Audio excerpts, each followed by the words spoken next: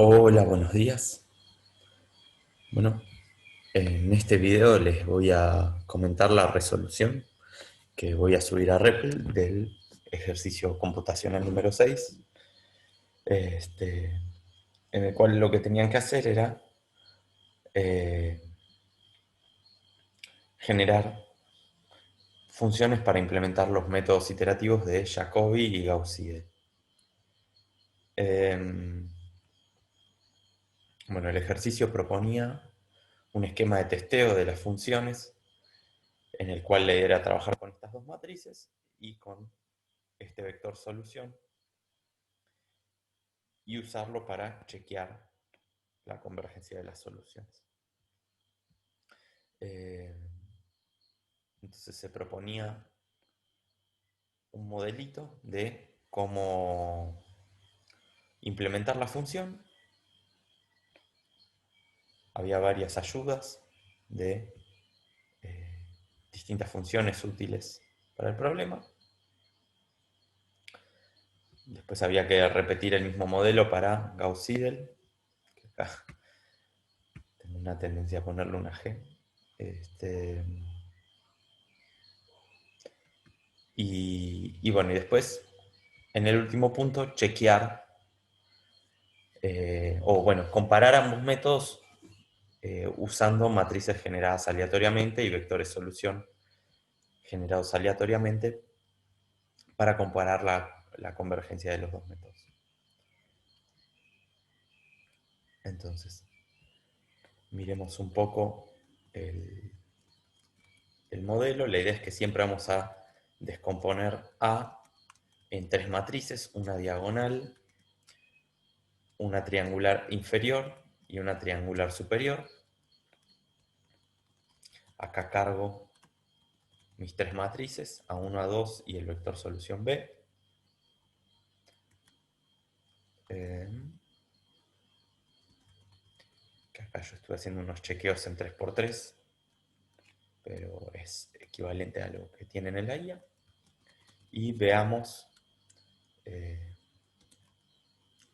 las funciones, como estaban más. Yo le agrego ¿cómo es esto? Una variable más que ahora vamos a ver para qué sirve, pero tenemos la tolerancia, el número máximo de iteraciones, el punto de partida o la semilla, el vector soluciones y la matriz. Acá armamos la descomposición en las tres matrices y nos armamos las matrices M y N, en el caso de Gauss-Seidel, de esta forma. Lo único que tengo para comentarles respecto a esta parte, en base a lo que vi de las consultas que me fueron haciendo, es que hay mucha gente que, fíjense, yo armo acá la matriz B, eh, donde aparece la inversa de M, y básicamente en esta forma en la que la implementé, invierto M dos veces. Uno podría decir, bueno, agrego un inversa de M igual a npl.inv.m y uso eso después. Cambiaría de una a dos veces, que está bien, es más eficiente. Lo que es seguro es que no conviene en cada paso usar de nuevo esta definición, sino que yo ya calculé la matriz B, ya calculé la matriz C, no las recalculo más en cada paso. Porque había mucha gente que después en el ciclo de iteraciones acá abajo, en vez de usar B, usaba todo este choclo, que como primer punto dificulta la lectura porque es mucho más largo de escribir. Y como segundo punto, bueno, en cada una de las iteraciones voy a tener que invertir M de nuevo, lo cual es mucho más costoso computacionalmente.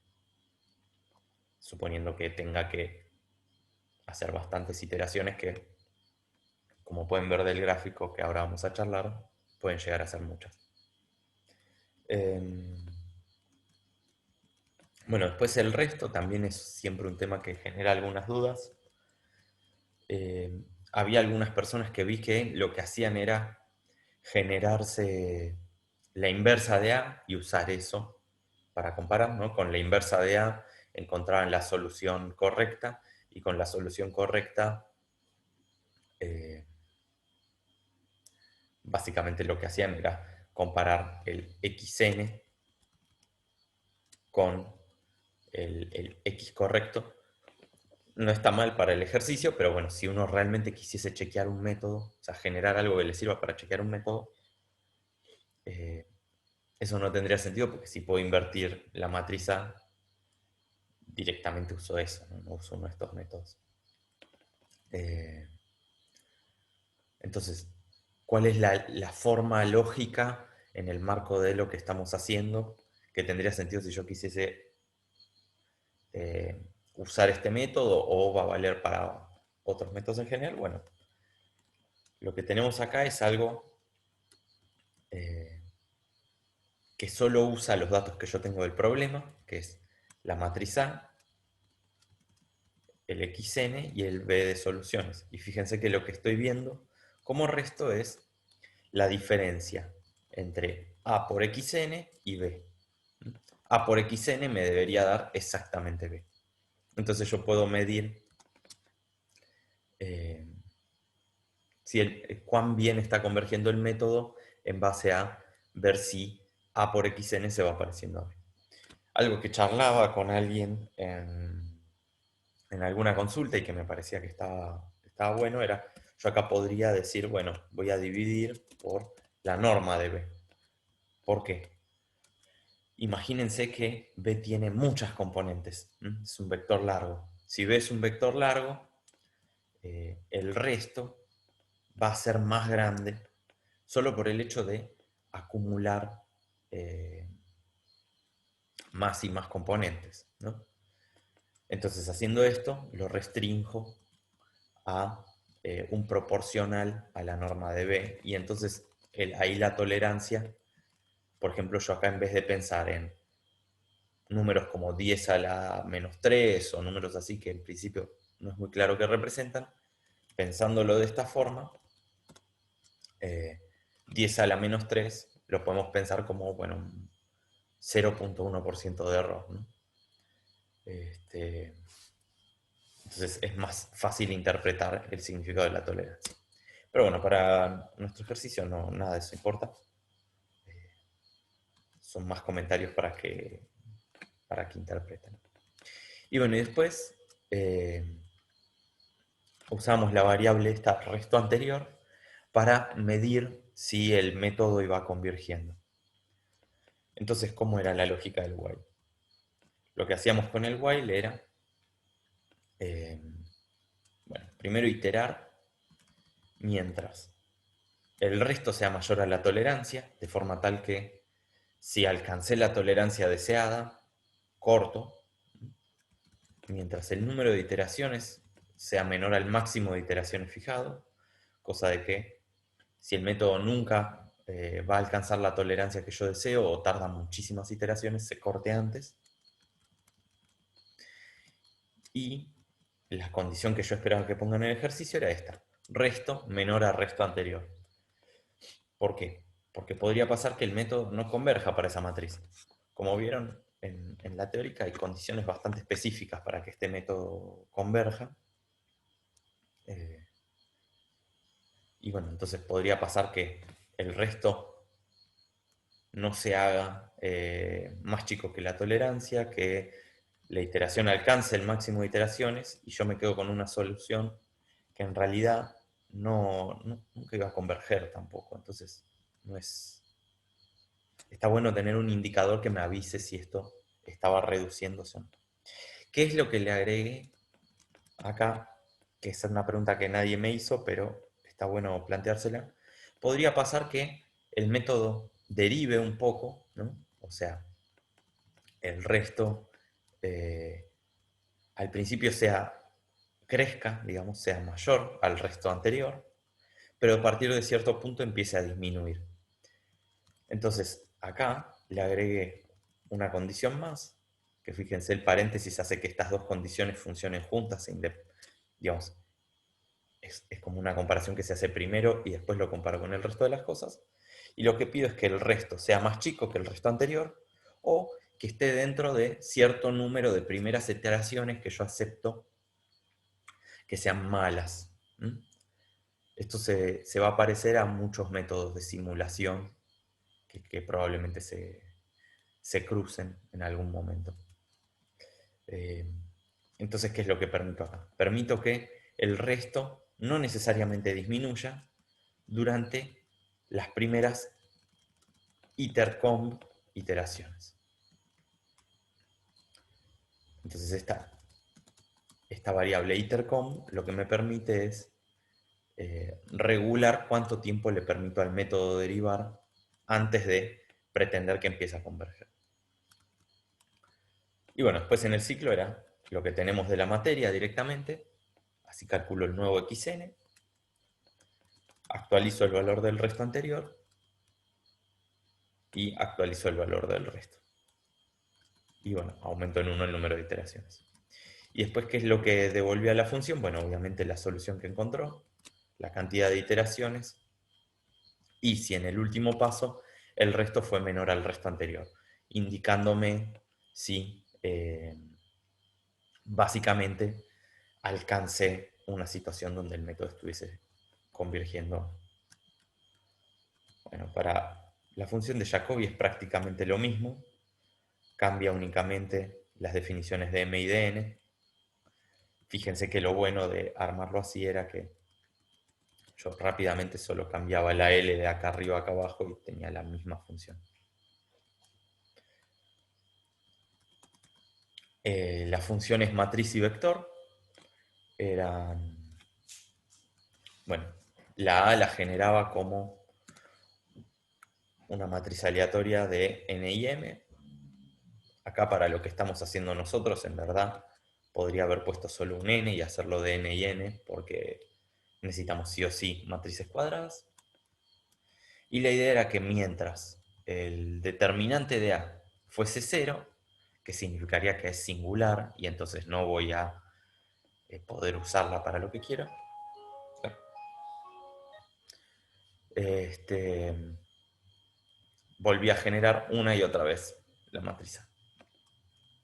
Una vez que tenía mi matriz A que con determinante no nulo, me armaba un vector B y devolvía esas dos cosas. Y bueno, y después, para el programita que hace la comparación, teníamos una lista donde anotábamos la cantidad de pasos que necesitó para converger Jacobi, la cantidad de pasos que necesitó para converger Gauss-Seidel, la cantidad de chequeos que íbamos a hacer.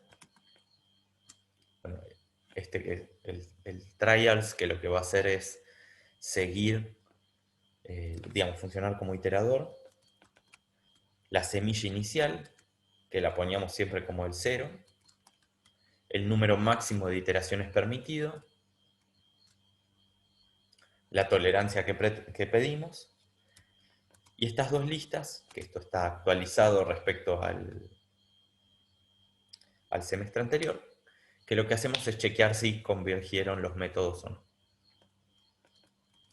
Y bueno, y acá le agregué el valor de cantidad de iteraciones de convergencia para comparar un poco qué pasa si le cambiamos ese valor. Entonces, veamos primero qué pasaba cuando las iteraciones que ponemos están en 0, que es la propuesta del ejercicio. Bueno, armo las dos matrices, calculo, digamos, separo A y B, obtengo los dos resultados de cada método, anoto si convergieron. Fíjense que esto es un true or false, que lo podemos pensar como un 1 y un 0. Y después, para las condiciones para anotar los datos en el gráfico, era que no haber alcanzado el número máximo de iteraciones en ninguno de los dos métodos, porque sería poco representativo, que los dos métodos sean convergentes, porque si no el número de iteraciones que ocurrió no me sirve de nada, y nada más.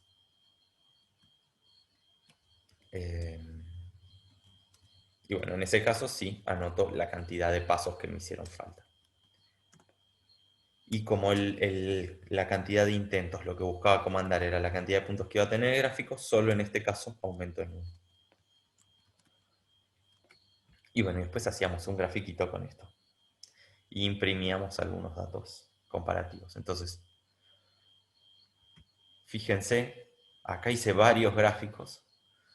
Son algunos con distintos cantidad de item comp que regula la convergencia.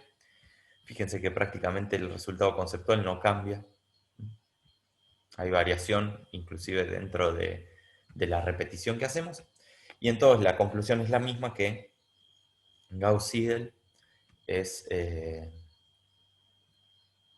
converge el menor número de iteraciones que Jacobi, ¿no? Tengo la línea recta esta que representa la identidad, y entonces, por ejemplo, acá puedo ver cómo Jacobi tarda del orden de 10 a la 3 iteraciones y Gauss-Seidel solo del orden de entre 10 y 100. Entonces, la conclusión un poco de acá es que Gauss-Seidel converge en menos iteraciones.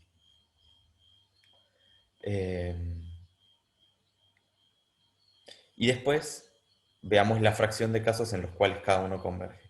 Usando el itercom igual 0, que es como estaba en la guía del ejercicio, digamos, lo que vemos es que Gauss-Seidel converge, podríamos decir, casi 7 veces más. 0.13, 0.14 contra un 0.2 acá abajo, que es Jacobi. Y bueno, ambos convergen prácticamente en una fracción muy parecida a la cantidad de casos en los cuales Jacobi converge, lo cual ya nos está diciendo lo que vamos a ver abajo de todo, que es que la cantidad de casos en los cuales solo Jacobi converge es mínima. Prácticamente para todos los que converge Jacobi también converge Gauss-Seidel, y que también la cantidad de casos en los cuales ninguno converge es bastante alta, es la mayoría prácticamente. Y bueno, lo que les decía, Gauss-Seidel se lleva el grueso de la cantidad de casos en los cuales converge. Si lo comparamos acá, les puse otro caso donde tenemos, le damos 1000 pasos al principio para que empiece a converger, o sea, dejamos que vuele un rato antes de exigirle que empiece a reducir el resto. Y lo que vemos es algo, bueno, primero que nada, los gráficos no cambian el resultado conceptual a lo anterior. Y lo que vemos es que aumenta un poquito la fracción en la que ambos métodos convergen. Fíjense, Gauss-Seidel se va a 0.2, antes teníamos 0.13,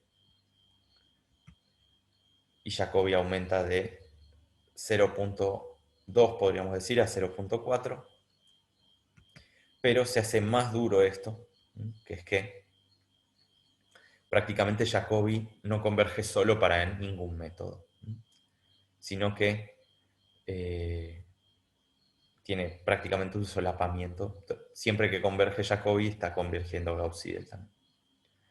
Como vieron en la teórica, y como tienen en el apunte, hay casos en los cuales solo Jacobi converge. Estamos trabajando dentro de un universo restringido de matrices, pero la conclusión es clara, que apunta a preferir el método de Gauss-Seidel sobre el de Jacobi. Y me parece que conceptualmente está bueno que se lleven esta idea de muchas veces los métodos que requieren convergencia a veces necesitan cierta cantidad de tiempo para converger. No es que van a empezar a converger a partir del primer paso. Entonces, un poco lo que se tienen que llevar de este ejercicio es estos elementos útiles para los iteradores que extrapolan a muchos métodos.